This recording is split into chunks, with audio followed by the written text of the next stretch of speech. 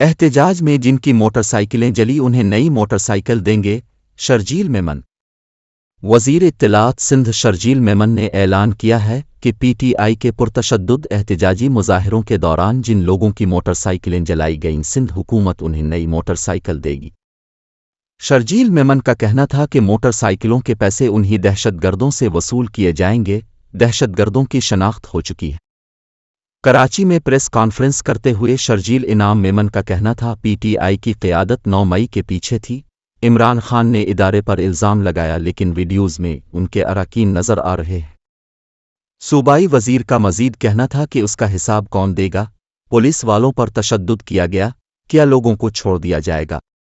بدترین طریقے سے املاک کو نقصان پہنچایا گیا۔